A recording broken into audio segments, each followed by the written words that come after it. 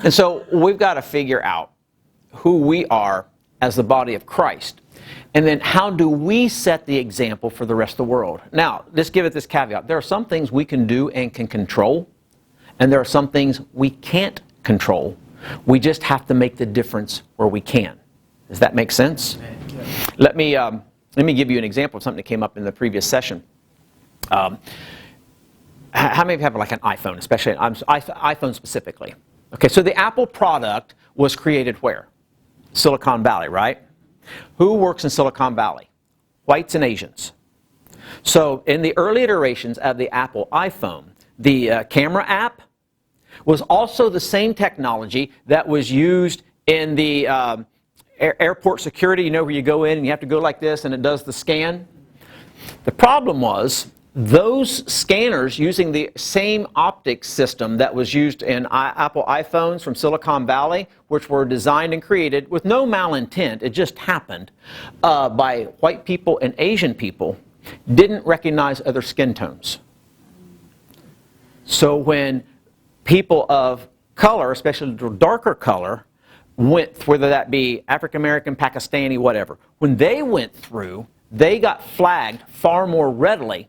It wasn't that TSA was being racist in profiling, it was the technology that they didn't realize was created by people of a certain skin tone, okay? And even the early emojis, right, represented that. And they actually had to go back and figure all of that out. Now that is what somebody might call a systemic racist issue. There's not a lot you can do about that, right? That's there. They figured it out for all the right reasons. But there are things that are just happen because we all grow up in certain areas. We all have certain biases. I don't really like the word prejudice. Sometimes it's just blind spot, and I mean this in the nicest possible sense. Sometimes it's just a term of ignorance, meaning you don't know what you don't know, right? And so part of the reason that he and I are sharing with you this afternoon and what we're calling a conversation and a dialogue that we want you to fully engage in is because our relationship as pastors and as friends, but also men of two different racial colorings, right? Well, I've been a little tan in the Arizona sun, but are done honestly and openly and respectfully, and trying to seek the mind of the other to learn, not to demean. And so we can start there. But he's got this just amazing resume and the kind of things that he has done in other places that far supersedes me. My great claim to fame is my best friend growing up is Terrell Smith. Okay? You know how many white guys you know named Terrell, right? So you get the picture. But we were inseparable. So I didn't understand that racism actually existed, actually in a good way, until I was older. So I don't have that bias built into me. But I still have other things that I'm not aware of, just simply because of the world we live in. Because, you know, there weren't a lot of people of color in the hills of Southern Ohio. Still aren't. That's not the fault of the hills of Southern Ohio. It's just reality. But Ivan's got this incredible background, and he's done some stuff, and I've talked way too much. I want to let the expert speak a little bit. Actually, I was vamping while you were doing something else. And then I don't know. I lost time. The AC is out, and so, of course, I got called, right, because I'm the AC man. So the church, not the house? The house. All right. So I'm like... Even my church does better than that. So I think that, our conversation is about reconciliation next steps. And I think the first step is setting the foundation or the vision or the standard by which we should judge or use as a barometer for everything that we talk about here. So is that fair? When I work with organizations that are failing, when I work with organizations that are struggling, the first thing I ask is, like, what is your purpose? What are you aiming for? What are you striving for? What is the barometer by which you shape all your activities? And I want to use a story to kind of lay this foundation, and I want you to give me feedback and tell me if this is an appropriate story that we can rock with, that we can use as a barometer or a plumb line for how we have our conversation going forward. So I was in the United States Navy. I served in the 80s, and I went to boot camp in Orlando, Florida.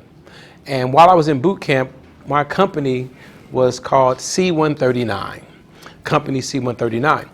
And we go on after 8 weeks and become what they call a Hall of Fame company. Hall of Fame company, meaning our company as a collective scored 90% or higher as a group in every area. And so we're one of just a handful of organizations, companies throughout the history that made the Hall of Fame. And so we were so proud to be Hall of Fame. And we would walk around talking about, we're Hall of Fame the last week because we knew we made Hall of Fame. And so when it was time for graduation, our pass and review, we had 3 flag bearers at the front of the company that would lead us across the inspection, the final inspection. One flag off to the left was the United States Navy flag. It was the flag of the Navy, and we had it was an honor to hold any of those flags, and one of our friends held the flag. And let's say it was 6 feet high. You know, we have this belt, the strap around us, and the pole is here, and the flag is maybe 6 feet high, right? And then on the other side, all the way over here, was the C-139 Hall of Fame flag, right, with the banner on the side, and that, again, 6 feet high, and it was held. But the most prestigious and the longest flag, that was probably 8 feet high, and the heaviest flag, but the most important flag was that of the United States of America. It always was central, and it was always the highest flag that was flown. With that being said, it was so important. If that flag was dropped during this ceremony, the entire company would have to start boot camp all over week 1. But if someone on the side, one of those guys dropped the flag for whatever reason, they would start over, but the rest of the company would finish. And wouldn't you know it, I had the honor of carrying the United States of America flag. And as I'm carrying this flag, they asked me to carry it because they didn't think I was the smartest or the best sailor, but I had shown to be very faithful and loyal to the things that they had given me. And they knew I wasn't going to drop that flag. Here's the point. I think that we carry many flags in our lives, but there should be one flag that we carry center, and it should be the most prominent. And it should have the most weight over any other flag that we may be carrying. We may talk about C-139 Hall of Fame. We may talk about we're in the Navy and it's better than the Army and the Air Force and the Marines and all that. But the flag that was the most important was that center flag. In a Christian faith, the flag that is the highest flown and most important, as Jesus says to those who tried to trap him, not trust him, but trap him, what is the greatest commandment? And he responds by saying, the greatest commandment is to love the Lord your God with all your heart, mind, soul, and strength, and your neighbor like yourself. Paul doubles down and says, the greatest of these is doctrine. No, the greatest of these in Corinthians 13, 1 Corinthians 13, is love. Love is the central action, central flag. We may have other things, but unconditional love, sacrificial love, is the banner by which we should hold the highest. I want to stop there. Take any comments. Can you rock with that? Can we say that no matter, regardless of whether you are Baptist or Methodist, whether you are a black church, a Latina church, or a Caucasian church, the banner that we should fly the highest is that of love? Amen. Who can't rock with that? Who say, well, you know, we got to have the banner of good doctrine because, you know, that's one of the issues. We got to have sound doctrine. And I'm not telling you that you can't hold other banners. You can't have other flags. But which one is preeminent? Which one is the prominent? Which one guides everything you say and do? And how do you see the other flags through the prism of that flag? We have all these other flags or all these other things that we hold dear. What are some of the things that we hold dear in our society? Family. What else? Jobs. What else? Think about some of the things that we cling on to that are important, that inform our decision making. Our political affiliations. Who we voted for. Whether we vaxxed or not vaxxed. Right? Whether we are educated formally or not. What else? Values. Right? Whether we are conservative or liberal. Because you know, you're not a real Christian unless you're a conservative, right? She's like, no. Well, you're not a like, no. Like, what are the things that hold us, that divide us? Think about what divides us in our country. Culture, money, race, ethnicity, all these things. And I'm not telling you we have to let any of those things go. But I'm telling you, they can't be the most prominent and preeminent flag plots our direction. Make sense? So that's the conversation. So at the end of our time together, we're going to ask you questions, or we're going to discuss how do we make sure that that is preeminent and prominent from this day going forward, and how do we, when we find out that we're out of line, out of balance, what can we do to get in balance? All right, yes, ma'am. Who? Yes. We came to the class because my friend wants to come to the class. So, okay, so we're here now. She doesn't want to say something, so I'd like to say something. You just put her out there. Yeah? What a friend you have here, right? That's good. On her behalf. I grew up in the Philippines and I moved here in the U.S. Texas sometime in 1985. So you see a lot of things, you know, like I grew up in the Philippines, there's white Filipinos, there's black Filipinos, and you see how people treat each other, and so I see these things, and I grew up with it. And, you know, as a Christian, so you go places, you learn things, and you believe in Jesus, right? If you're a born-again Christian, you evolve. You believe in like, okay, this is happening, but I don't think this is the right thing to do. You know, because we're all human, and because we're born again, we're still human.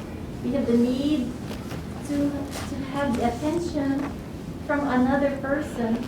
We also have the need to be respected. And so to me, respect is a big thing. Even with my family, my brothers and sisters, if they don't respect me as an oldest child of the family, I feel bad. How much more if somebody, not my family, would not respect me? You know, it feels bad too. So bottom line, I just want to come out here and say that I need that everybody should have respect for each other. And if we can live with that, I think there'll be peace all over this place. Yeah. So I don't disagree with you. I think respect is an incredibly important attribute to bring forth. I also think that it's also a part of love, right? It's a characteristic or a piece or a part of the larger thing called love, right? Yes, sir. Give me your name. Just my understanding, if we give respect, do we have to exercise compromise? So say more. Say more. Did you What hear do his mean? question? It's a great question. He said, if we're giving respect, do we have to exercise compromise? Then Ivan's asking me to flesh that out a little bit more. Tell us, what do you mean by compromising? Can you give us an illustration? Something that I don't like from that person, because it violates certain values or culture and all this stuff. But yet I will keep quiet and not to touch that and not go to that route. So it's like, I'm not really struggling, but I'm working with different people, you know? And I experienced some, like during when my kids are small, I experienced in school that because they are, you know, different, they were treated differently. And it goes to the point where I have to have a conversation with the principal and even had to contact the Board of Education and all this stuff. Yeah. So I, if I'm hearing you correctly, and Dave, you can jump in. What I think I'm hearing you say is, can you be respectful and challenge someone for the position that they may hold that is different than yours, especially if that difference is something that is unjust and unfair and unrighteous? Sort of. Sort of. So, good. I love the question, because in all reality, you gotta go back to Scripture, right? Mm-hmm. You go back to Scripture, and you know the Lord said it, right? You are not to. I lost my train of thought. I had it. I was listening to your question. I had it. It happens to me sometimes. But I will say this: is other people's differences, right, should not be a reason for you not to respect them, right? You're not compromising your value or yourself. And I tell this to my youth. I say this, look, there's one thing you can be selfish about. That's your personal relationship with Christ. But that doesn't mean that you're not going to show that love. And yes, you've got to be, it's not compromising. You're just not going to allow them to affect the way your relationship with Christ is going to be. You're not going to stop sharing the fruits of the Spirit, of the love, the respect, the compassion, right? Or so have you. However, what you are going to do is you're going to demonstrate that with your action, right? Your action is, okay, I'm not going to change who I am. I'm not going to allow you to disrespect me, but I'm also not going to get into that altercation with you. We're going to go the right routes, right? You're not going to lose your relationship with Christ and your salvation over someone's other poor choices, if you get what I mean. I think that you hit the nail right on the head. I think I'm going to make a very bold statement, and I wish you guys would not be quiet. I wish you would say something like, you're an idiot, which you're probably going to be right, or you agree or disagree. I think that one of the biggest challenges in our society today is that we look for reasons why we can't love or why we can't respect, versus looking for reasons to love in spite of and to give respect in spite of, right? You know, David talked about Fox News and CNN and MSNBC, is that what it is? MSNBC, and that they're not all right and not all wrong. But if you listen to them, they talk as if they're all right. Oh, absolutely. And the others are all wrong. And if you're not careful, if you feed yourself with one side too much, you're going to begin to think and talk like that as if there's only one side to truth. And I was always taught an intellectual, intelligent person knows how to look at all sides of an issue and to balance what is truth from being well-rounded versus being one-sided. I'll share this story, and maybe I'm talking too much. So my mentor, Dr. Calvin Morris, we talked about him before, haven't we? Dr. Calvin Morris was one of the first African Americans, was the first African American get a PhD from Boston University in a particular field of history back in the 50s or something, way back then. Anyway, he's my mentor, he's a professor in seminary. He came to visit me when I was pastoring a church in Danbury, Connecticut. And he says to me, I want to see your office at the church. And he hung out for me like 2 days. He saw my office at the church. And then he said, I want to see your office at home. And he went to my office at home and stuff. And then we go back to, I drive him to the airport. And he's telling me that he had a great time. Anyway, about 2 weeks later, I get a 7-page handwritten letter from him. And he just talked about each child. He talked about my wife. He talked about me. He talked about my church. And then he talked about my library. He says, based upon everything I just said, I noticed something in your library. Your library is one-sided. You have all these references and all these books based on one view. He says, you're never going to grow by staying one side. He said, here's a list of books from the other side that may challenge you. You may not like what you read, but you need to read because your church represents a full pantheon of views and you need to be aware of what's out there. He wrote that because he loved me. And it's funny because I'm like, you're the one who taught me all these views over here. I followed half these books you told me about. He says, yeah, but there's another side. And when you're ready to grow and ready to mature and ready to get to the next level, you have to be able to understand the other side. Isn't that kind of what Peter had to do with Cornelius in Acts chapter 10? Yes. You had to begin to see the other side. And so some of the things that might be germinating in those kind of conversations, if we're going to be completely honest, there are certain people, certain personality types that just rub us the wrong way. The Bible calls those EGRs. Extra grace required. Right? And there are just certain people. I mean, as a pastor, not only are there certain people in my church that I'm glad they're at my church and I'm glad they're involved in our fellowship and serving in ministry, but I have no interest in having a personal relationship with them. But there are other pastors in TM, in my community, that I respect them. I respect what they can do. They're just not my cup of tea. personality-wise, style-wise, or whatever. What we have to do is separate the baby in the bathwater, to use a cliche. We have to be able to respect who a person is and what they're doing and how God uses them in a particular context, even though that's not our style, our preference.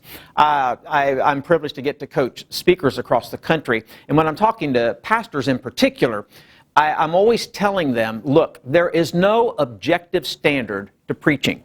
All preaching is subjective. It's like car colors. It's based on preference and styling, right? Just like cars. You might like a Chevy or a Toyota or an Aston Martin if you live in Dana Point. But it's all preferential. It's not objective. There's no right or wrong, thing. It's subjective. And so we just got to figure that out. And in the same kind of way, when we're dealing with different people, different personalities, some of them have different styles. And we have to be able to hear what they're actually saying. There's a TM guy named Brian Berman. Brian does a lot of pastoral coaching. Brian's sharp. But Brian and I share in a lot of the same seminars and stuff together on our respective topics. But Brian's got this one talk he does, and it's about the 4 levels of why. Because why is a question of the soul. Every other answer, who, what, where, when, how, they can all be answered by science, by sight, or by understanding. Why is a question of the soul. Why is the only question that can be answered from the inside out, not the outside in. And Brian has this talk, and he talks about the 4 levels of why. And he said, most of the time, when you really are trying to find out what somebody is saying, and he was talking in the context of a pastor dealing with a critic, but it has broader applications. You don't really begin to understand until you ask them why for the 3rd time. And then most of the time, it's the 4th one. And so in your particular case, if we could find out the why they feel like they feel, or they think like they think, or they behave like they behave, they're not going to tell you the first time and probably not the second. But in your own gracious way, keep coming back them, and then don't listen to respond, listen to understand. Yeah. And that works in the context of this conversation with the whole racial issue. Most of the time, we listen to respond. We don't listen to understand. And I'm a motor mouth. I get it. I've got a lot of skeletons in my past because I listened to respond, not to understand. So you're learning from the don't do as I do, do as I learned, right?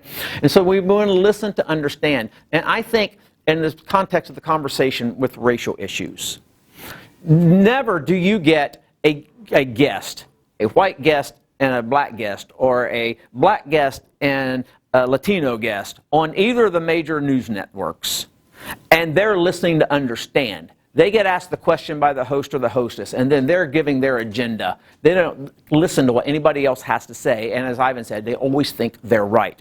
But we in the Church of Jesus Christ have to do better than that. We have to hold that bloodstained banner front and center, higher than everything else. And yes, I have my political leanings, and yes, I have my car color preferences, and yes, I have people who rub me the wrong way. But if I can keep the mindset of Christ, who puts love above everything, then we can make a difference. Now think about that. Now let's bring this down to Front Street, right? My kind of strong analogy is, especially for the folks in here who have skin color like mine. None of us are going to sit and watch Mississippi burning and go, yeah, I agree with that, right? We have empathy and we have sympathy and we understand the pain and the effects and the atrocities that took place. So far, so good. But we can find our lives interrupted by certain biases that cause us to have to do some personal soul searching. The only way we're going to be able to grow in and through those areas is by choosing to do relationships with people who don't look like us. Right? Most of us go to church with people who look like us, unless you work for a vast corporation in some place like Southern California or South Texas or New York City. Most of the country work with people who look like them. We've got to choose to be understanding. We've got to choose. I have a line in one of my leadership talks from Coach Nick Saban, and he says that one of the things we have to do is we have to choose to put ourselves in positions that are uncomfortable for us to improve.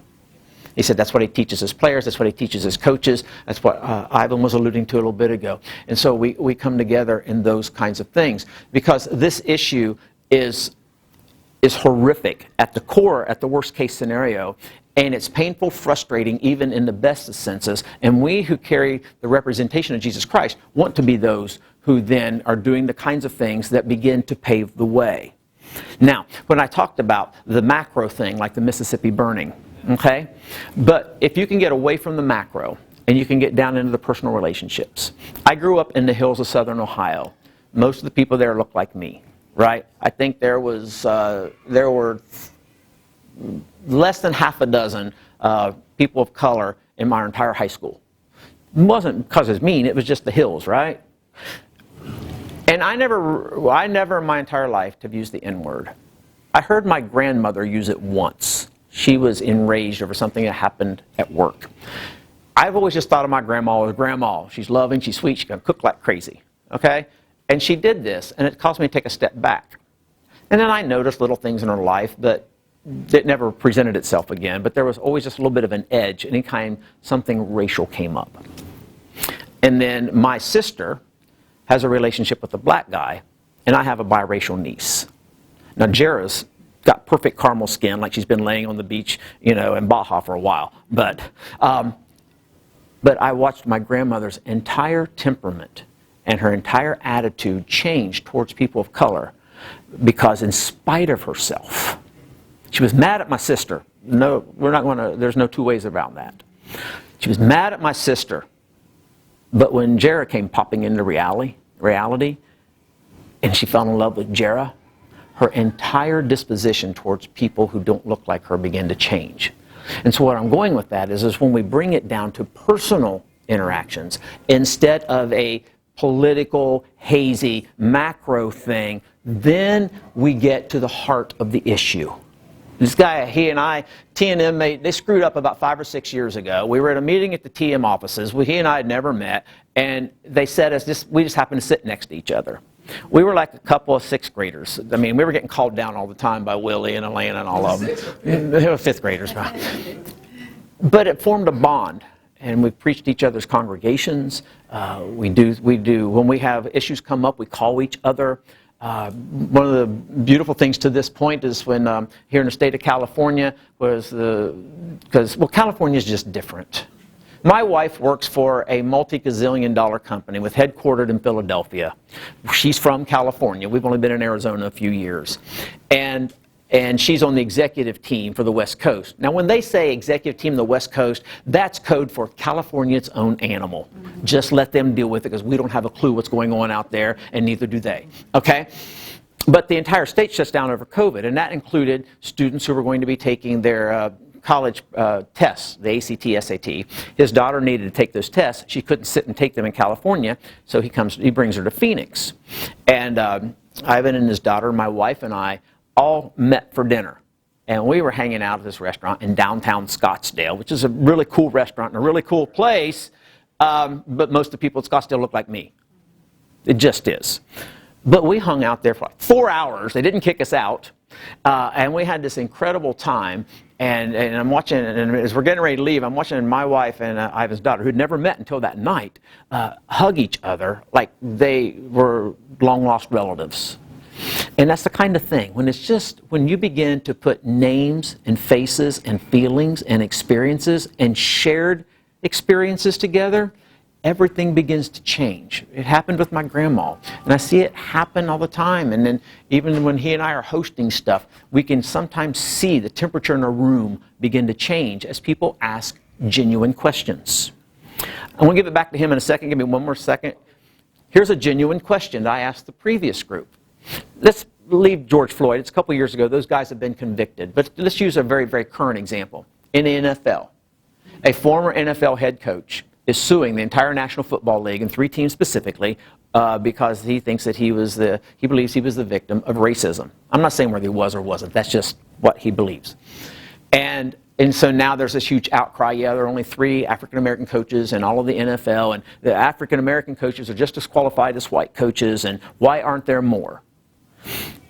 And I said, flippantly actually, Well, if we really want to be fair, and I don't disagree with that, there are always 22 players on the field. How come we don't make sure that half of them are white and half of them are black, but 72% of them are black? I see the look. That's a fair question.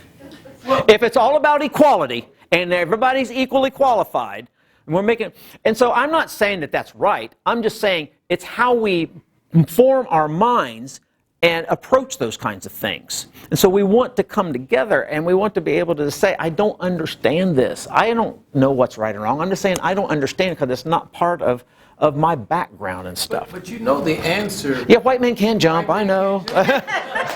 I get it. We cut you off and then Ivan's going to talk to you for a minute.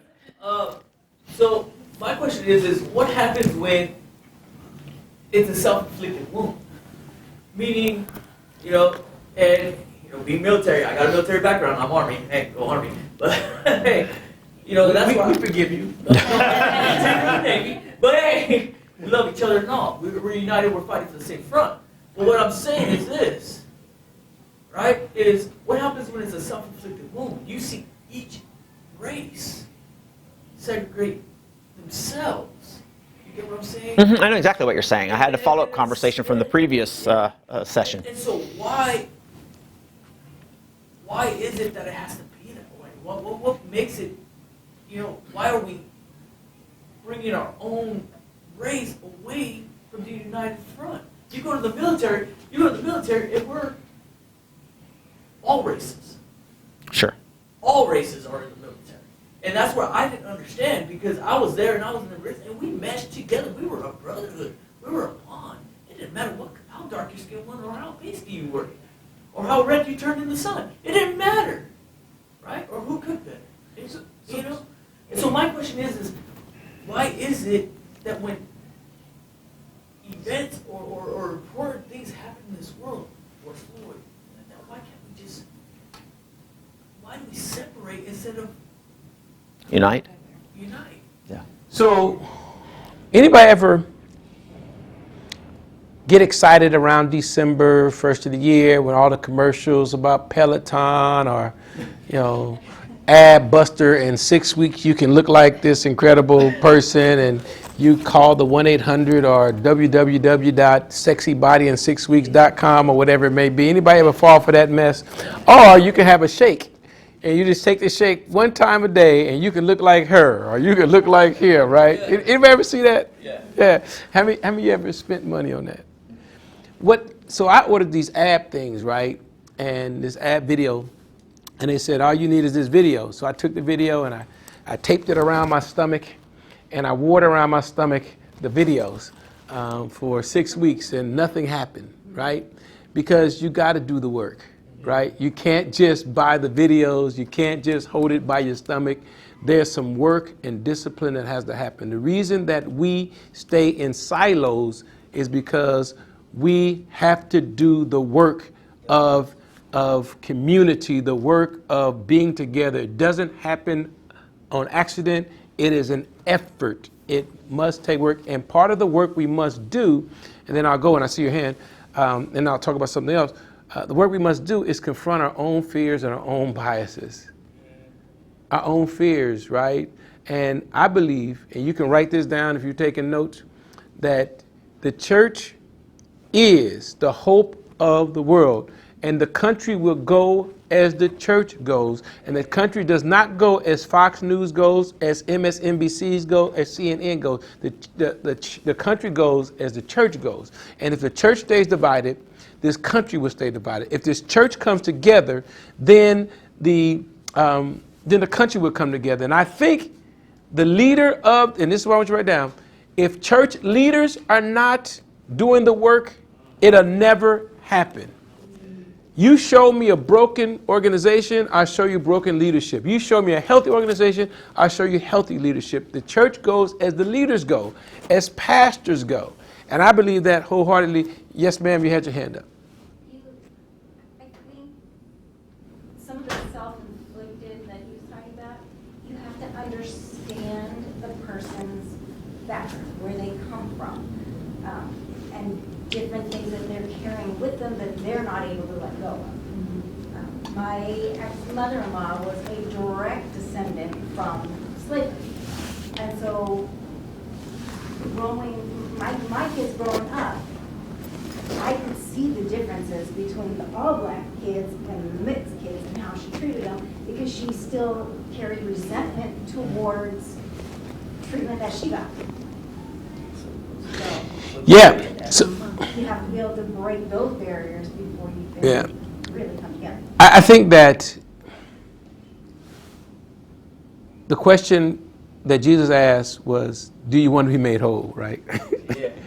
And I think that at some point we have to pick up our beds and walk, right? I really, really strongly believe that. So David talked about, are you spending time with people who are different? Not only people who look different, but people who think different, people who vote different, people who love different. And that's not necessarily accepting their lifestyle or things like that, but accepting them. And if we talk about bringing the Bible first. Well, let me tell you what I see in the Bible. And I'm going to tell you these kind of powerful illustrations of love that I see in the Bible. I just look at sometimes I don't even recognize the Church of Jesus Christ because it seems like they're not following the Jesus that I read in the Bible. Just some of the radical stuff that Jesus did. He was hated by the religious aristocracy because of who he hung out with. They were like, this dude can't be who he say he is because he's hanging out with sinners and publicans and tax collectors and drunkards and all these other things. He can't be. He's at the well with some woman at noon. He can't be who he says he is. Does that make sense? So I want to tell you this very powerful. Then I'm going to ask you questions. What is love? So I teach in a Doctorate of Ministry course in New York. And I teach a class called Transformational Leadership. And one of the sections we talk about, Dave, I don't know if we've ever talked about this before, is the power of the questions that Jesus asked. Like Jesus asked some pretty powerful questions that warrants a response. Do you want to be made whole, right? Who do people say that I am? Where are those who condemn you? Right? These powerful questions, but one of the most powerful questions for me, and I want you to get this, we talking about carrying the banner of love, is in Mark chapter 5, right? There's this woman who's known as the woman with the issue of blood. She's identified by her issues. She is sick, getting sicker. She's broke, getting broker. She can't have children. She's a woman, right? And she, by every account in that society, should be on the outside, not welcome. And somehow, because of what she heard about Jesus, faith cometh by what? Hearing. So she heard something about Jesus. She decides that she would touch the hem of his garment. Here's where it gets really powerful. I think this is very, very powerful. Jesus says, the Bible says, he says to the crowd, not to the woman, who touched me? I interpret that to means he wasn't asking really who touched me. He was really trying to get the attention of the crowd to say, hey, look, who touched me? This woman can't have children, sick, getting sicker, broke, getting broker, and she's an outcast, and yet she touches me. And he wanted the whole crowd to see who he came to be with. Those who are the least, the last, those who are different, those who are deficient by society standards are okay with me. And the first thing out of his mouth, the first thing he ever said to her in the text, going back to the Bible, the first words out of his mouth, she was labeled by the writer of Mark as all these persons with issues, but Jesus' first words to her was daughter. You didn't get it, I'm coming over here. The first words was daughter. You still didn't get it, I'm coming over here. The first words out of his mouth was a term of endearment and connectivity. He didn't say, go clean yourself up, come back and see me, and I'm going to call you daughter. Right in that moment, he calls her daughter. And what David is saying and what I am saying is, who in your community is outcast on those levels that you will go over and call daughter or son? Who do you bring in? And how do you bring someone in so that we can begin the process of healing. And this is more than just racial reconciliation. This is reconciliation with how we treat women in the church. This is reconciliation how we look at Hispanics, or how we look at gays, or how we look at people who have tattoos on their foreheads and necks, or whatever it is we do to divide us, and people who vote this way and you vote that way. When you lead with the fact that everyone is daughter or son, and that everyone needs someone to say, hey, hey, hey, she's with me, and she's okay. He's with me, and he's okay. Can you accept us? Is that your question? Acceptance. Yeah. Yes, ma'am. Because in our church, actually, like there are different languages, and a lot of them don't speak the language, they don't speak English. So one would be Mandarin, and one would be Spanish, and others, you know. So during Bible study, we have, and then they're in just one table, and all will sit. You know, they all sit together. Of course, because we cannot communicate really together because we have language. Insecurity, fear. In your church, does each language group have its own pastor or leader? Not each a leader, yes, for each year. Can they communicate? They do, yes. So they translate. Sure. So one of the things that I encourage in situations like that, and things that would be parallel to that, is you cannot communicate like we're having a conversation in English, okay? And while English may not be the first language for some of you, for the most part you can understand us. Is that fair? But in situations where you can't have that, one of the things you can do, as your leaders can communicate, is you can go shoulder to shoulder, side by side, and serve others together. You can go serve the homeless together. You can go serve in a prison together. You can go serve in whatever community needs certain help together. And I think it would be really cool if you've got someone you've got some Mandarin speaking folks who can't speak Spanish, but they took some of the Spanish speaking folks down into their neighborhood and did meals with other people just serving them. And so I think we can come together under the lordship of Christ and serve others. And in that, when what happens as you have shared experiences, it knits your heart together. Yeah. Right? When you started dating, most people don't marry the first person they date. But you find somebody that as you start dating them, you have this accumulation of shared experiences that knits your heart together. And ideally, one of the things that will keep a marriage strong and healthy is you continue to have shared experiences. You don't stop the day after you say I do, or you come back home from the awards banquet, the honeymoon. That you continue to have shared experiences together. And I think that would be a beautiful thing. I'm very fortunate in my church to have multiple ethnicities. And I always do, when I'm doing prayer gatherings, I always tell folks who are bilingual, if you don't mind, pray in your first language. It's so cool to have, a couple of people, we'll have a couple of people pray in English, then you'll have somebody, one or two pray in Spanish, then you got a Japanese over here, and a Swahili over here, and, West Virginian over here, and they pray in their own language, and it's so beautiful, and I'm sitting there, and I'm thinking, you know what, this is what heaven's going to be like. I don't want us to skip over, because we said when you leave here, you want to have some steps. I think the first step we talked about was setting the intention, setting the purpose, that love is the preeminent.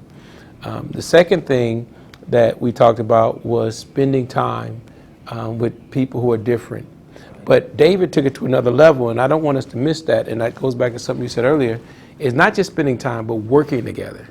And when you work together, it knits the hearts together, and it builds a trust. That's the difference between the military and when you get out the military. When you're in the military, you have to work together. You have no choice, because if I can't work with you, my life is in danger. It's almost artificial, because the question becomes, do you still have that level of connection and diversity when you leave, right? So when I get out the Navy, do I go back to hanging out with all my black friends and forget, that, right? Or did it really change my way of navigating life? So I think that's an important question. So it's setting the standard. It is getting close and involved with other people, but working together so that our hearts can be knitted together and we have a common bond that is stronger than any individual. Does that make sense?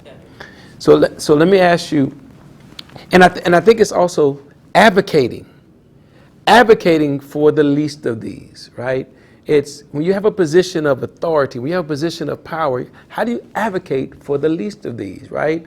Matthew 25, what you do for the least of these, you've done it for me. When did I feed you? When did I see you naked? When? He said, what you've done for the least of these, right?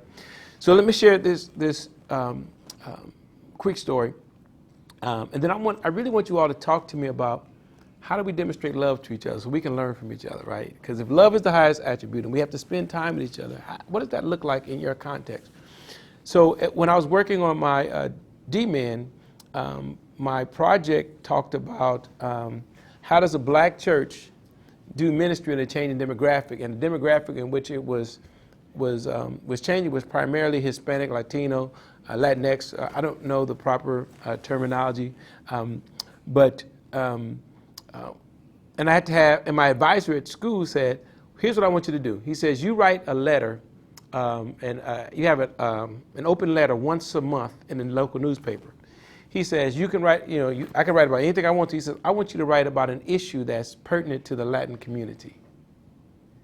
And I said, well, how would I find that out? He says, good, I'm glad you asked. He said, I want you to spend 8 sessions with the director of the Hispanic Center in your town and sit down with her and find out what are some of the things she's working on. What's bugging this community? What's problematic for them? And I want you to use your platform to speak and advocate on behalf of a group that needs another voice.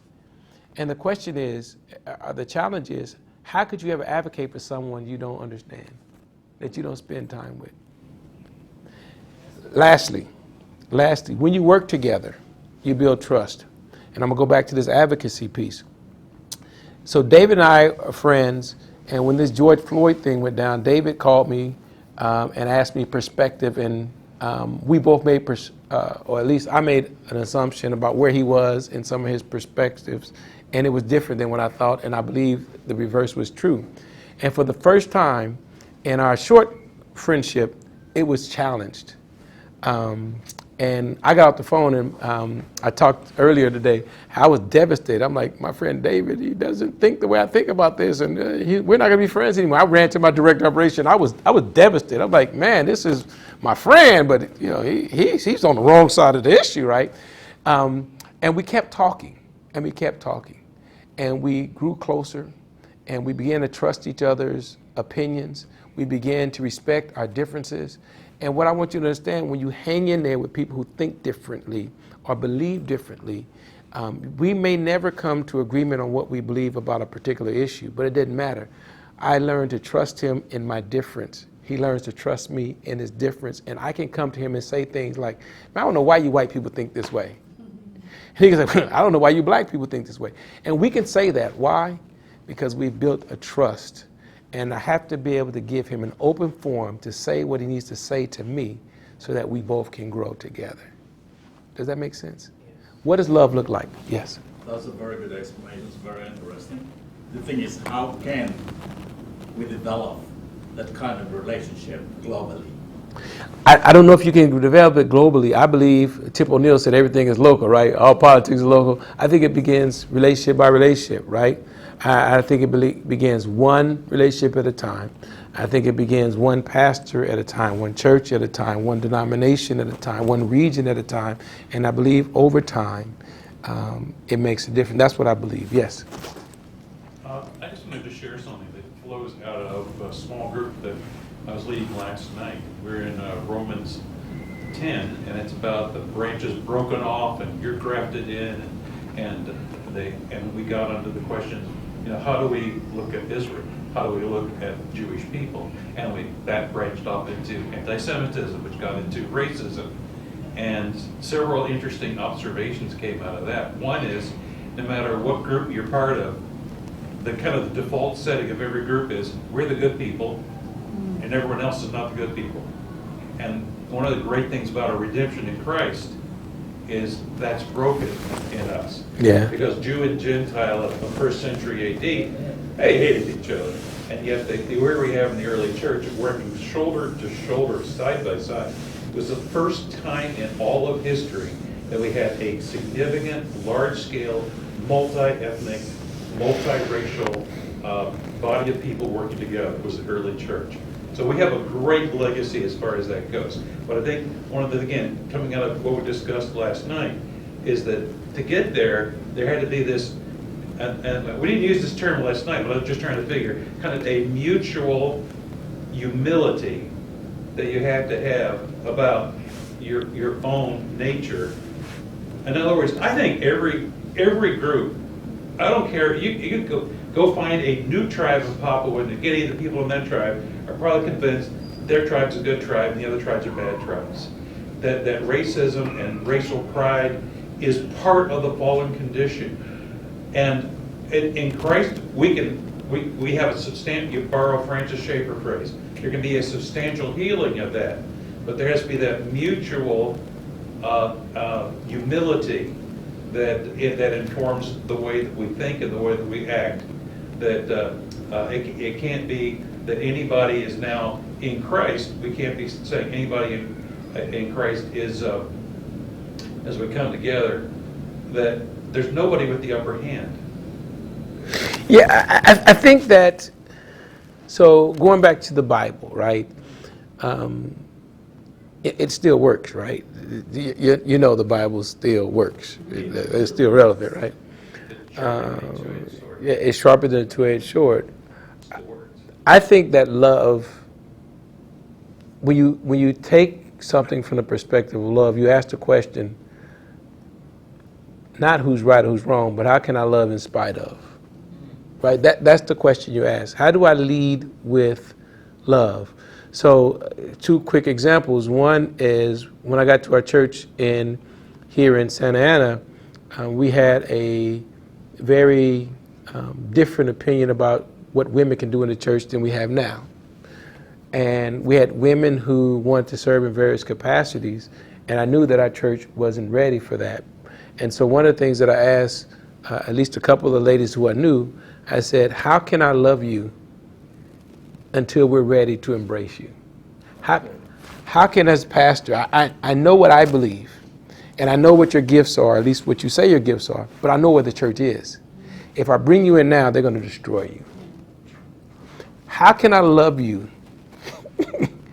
while I'm figuring out how to change this system that would destroy you if I just insert you in it? Does that make sense?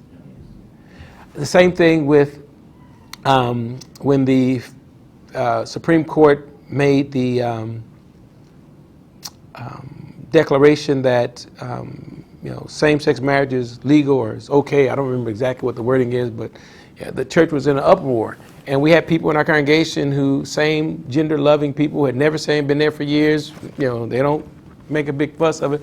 And they were like, wanting to see what I had to say the next week. And I was so happy that ruling came out on a Friday. And I remember when it came out because I was moving into my new home that weekend. I was off that Sunday. So I had a whole week to kind of see what everybody else said on Sunday before I came. But what I did that week was everyone who I thought was same loving gender, I invited them to come have a conversation before I preached. I said, our church's stance. How can I share our stance on Sunday and still show that I love you? Give me language. Here's my dilemma. Here's what our Constitution believes. Here's what our leadership believes. Here's where I am personally. Here's what I think theologically. Tell me as I try to decipher all this stuff, how can I show you that I love you? And one couple said, the fact that you have me in your office and asked a question. You lead with love. Don't lead with what's right, what you think is right, and what your opinion is, because we're fallen people. Our opinions change like the weather and the wind sometimes. But what does not change is love. How do you lead with love? And when you show someone that you love them, they'll be open to hear how you disagree with them or how they can be better. Most people, even in day-to-day stuff, even in marriages, most people are more interested in being right than they are in right relationship. High five, brother. So, I mean, think of the news pundits, whether you like them or dislike them. Think of your politicians or whomever. Most people are more interested in being right and being in right relationship. And so when you lead with love, relationship trumps, the moment of rightness. I'm not saying you got to give up your theological perspective or something like that, but I'm talking about in that moment, relationship trumps. And so if you keep that at the forefront, and then part of that is the understanding. When you can look beyond skin color, okay, and just think in terms of culturals. You talked about respect, and I know that from a primarily Asian background, that respect is a huge deal. In Italy, not so much, right? But think about all the things that we accept in culture as norms and just understand that they're cultural differences. Music. Not everybody likes reggae or jazz or hip-hop or old-time rock and roll or R&B, right? You like one or two of them, and the rest of them you really don't listen to. Same thing with food. Some people like spicy. Some people like sweet. Some people like sweet and spicy. I'm from the Midwest and the hills. I'm a meat and potatoes kind of guy, right? My wife likes fish tacos. I don't think those will be at Heaven's banquet table. You think about all of the different foods. I've been privileged to travel around the globe some. I don't eat everything that's offered to me in Africa or in China or in parts of Mexico or some other places that I've been. I'd never eaten ackee and codfish until I went to Jamaica. It's different foods. What is that? It's not that one food's right and one food's wrong. It's cultural. And usually it's adapted to a world region and even to some degree, don't get the extremes of this, clothing styles are adapted because of certain global climates and certain understandings of how that climate is reflected. And so when we bring all of this from his earlier, the one flag of the United States, there are a lot of differences. And you go back to my comment from the outset that we have a tendency to criticize that which we don't understand. Then you see the issue. But when you and I can say, yeah, I don't like that kind of food, and I'd rather listen to this music than this music. You're not saying that it's wrong. You're talking about your preference. But you can still embrace the persons, right? And, my wife and I don't agree on the same kind of music. And I married way out of my league, so I certainly embrace it. But when you think about that, then we just begin to say, okay, our relationship, and if you guys can't tell, we're pretty tight. Our relationship isn't going to change global racism. But our relationship and what we learn from one another can change a church in Santa Ana and a church in the Phoenix area. And those people in those churches can change things in their family and in their neighborhood. And to the degree that he and I have some credibility within Transformation Ministries, we can begin to change some of the dialogue in Transformation Ministries so that Transformation Ministries as a movement gets another feather in its cap for some things it's doing, in my estimation, quite rightly. We're not going to change Washington, D.C. most likely. But we can change our corners of the kingdom in the areas we have fluence. Now imagine if there's an Ivan and David who live in Dallas, and there's an Ivan and David who live in Seattle, and there's an Ivan and David who live in Hong Kong, and there's an Ivan and David who live in Nicaragua and in Nairobi. You get the picture? In St. Petersburg. Well, then you begin to see then what the banner of Jesus Christ does. Yes. Right? Yes.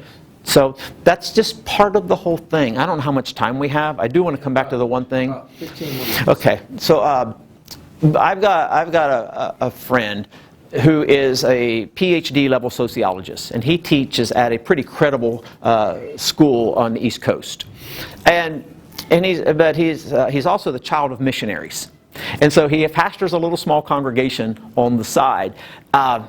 But his doctoral dissertation, he actually turned into a book that sold quite well about 10 or 12 years ago. And again, for the life of me, I can't remember the name of the book. It's like looking at your wife and can't remember her name in a moment. I can't remember the name of his book. But the thrust of the book was this. Sociologically speaking, all ethnicities who are part of the United States, whether they're Latino culture, they're from Russian culture, they're from Northern African culture, they're from Asian culture. When they come to the United States, most of the time by second generation, absolutely 100% of the time by the third generation, those second and third generations adapt, for better or worse, to American pop culture. Their clothing, their values, their music for the most part, all of that adapts to American pop culture. Of all the ethnicities who comprise the United States of America, all of them do except one: African American. Why? Because all of the other cultures came by choice. The better life, the American dream, the jobs, the whole 9 yards, everything you hear if you've ever traveled globally. African American, predominantly speaking, came by force on slave ships. And you've got this really, really ugly era in an otherwise pretty great history of the United States that is still affecting us now hundreds of years later. And Girard's assertion is we can embrace all these other cultures, but as it relates to African American culture, because of the atrocities that they endured, they developed their own intercultural norms on American soil. And somehow, and I'm not talking about reparations and stuff like that, I'm not getting into all that stuff, I'm just talking about as persons. We've got to find a way to come together and resolve some of that lingering hurt and do the things that he and I have been sharing. I don't want to sound like something I'm not, okay, but I've been blessed to get to do some different things in ministry.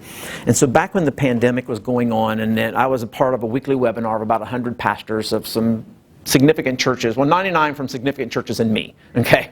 And when the George Floyd thing happened, because we had a little credibility, we brought T.D. Jakes in as a guest.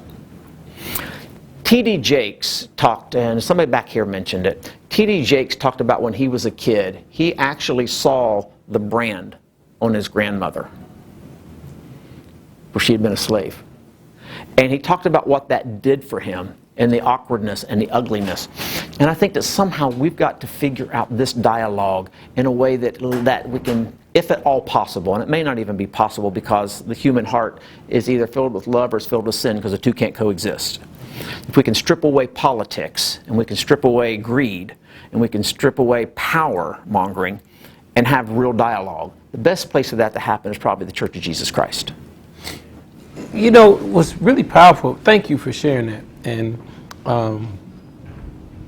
is that was in T.D. Jakes' lifetime. Like, this wasn't like 5,000 years ago, like in 2,000 years ago in Jesus' day, right? There are people who are alive today that actually saw someone who was enslaved or one generation out of slavery. My mother, who's from the Jim Crow South. Jim Crow, y'all know what Jim Crow South is? Anyone don't know what that is? Jim Crow South? That's the segregated South. She came here for better opportunities from Tennessee to here. But her father, my grandfather, had to leave his home in the middle of the night and move to Fayette County from whatever county they lived in before in Tennessee, because he was registering people to vote. And she remembers that, right? And that freedom riders would stay in my grandfather's home or my grandparents' home, and they had to move in the middle of the night. Now, all my uncles and aunts talk about that to this day, right? How scary it was to leave in the middle of the night because my grandfather was going to be lynched. This is not 10,000 years ago. This is, my grandfather told me those stories, right? I didn't hear them from my uncles only. I heard them from my grandfather himself. Here's the point. My mother, when I was about 11 years old, she sent me and my two younger brothers and my older siblings as well, but in particular to a school that was integrated. And she told us later on in life, she said, I had to send you all to a school that was integrated. She says, because you all had to learn how to interact with different cultures. She said, because I hated white people. And I didn't want to pass my hate of white people on to my children. Their culture, they're different from me, or they don't speak the language. Yeah. Are we leading? So like when I say lead with love, oftentimes we lead with our perspective and our views, which which hinders our ability to love. And that's where I'm trying to get to. Get to the point that my political leanings, my economic status, my social circles, that can't be what leads my actions. It has to be, those things have to be shaped through a prism of love first. I can love a homosexual without loving the homosexual lifestyle. I can. Absolutely. I can spend time with a gay couple who's married, and I think that marriage is between a man and a woman, and still respect them and honor them for being human. Right? I can hang out with someone from Arizona when I think California is much better than Arizona and still not. I don't necessarily disagree. But anyway, does that make sense? We utilize excuses. He's vaxxed, she's not, I don't know, right? And I can stay away from someone who's not vaxxed if I'm vaxxed because I don't want to get sick, but I don't have to demean that person. I think that's the difference. That's what I'm trying to get to, right? Last thing. This is my last point. I didn't feel like I felt I had this pit in my stomach, and that's probably opens a whole nother. I'll make this comment. I'll shut up and I'll let him make the final comments. 9/11 for me was problematic. I felt like for the first time in my lifetime that this country was united. But I thought we were united by hate. Yeah. I really did. Hate and fear of anyone from the Middle East. And for the next several months or maybe even years, every time I saw someone who I thought was from the Middle East, I had a reaction that I didn't have before, and it wasn't fair. And I didn't feel, this is Ivan talking, and I didn't feel like it was loving. And I didn't feel like it was coming from a place of God. And this was the first time in years that Fox, MSNBC, and CNN are all aligned. Let's go get them. I struggled with that. For me, hate is not an option, even when hate has come and victimized me in my own backyard. And I think that's what makes us complicit in the proliferation of all this division and reasons for hating one another. That's my story, and I'm sticking with it. Okay. David gets the last. So one of the things I noticed in both sessions, we just did back-to-back sessions. It's interesting. The other session, the room was almost entirely full. But this one is fewer in number, but it's much more diverse ethnically. But one of the things I noticed in both sessions is when we started out, it feels a little awkward. There's a lot of air in the balloon.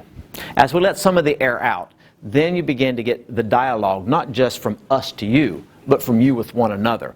Same thing happened in the previous session. I would just encourage you to take whatever that meant to you and go back to wherever it is you're from and continue it and give other people a safe place to ask genuine questions. Most of the people aren't going to come from a position of hate.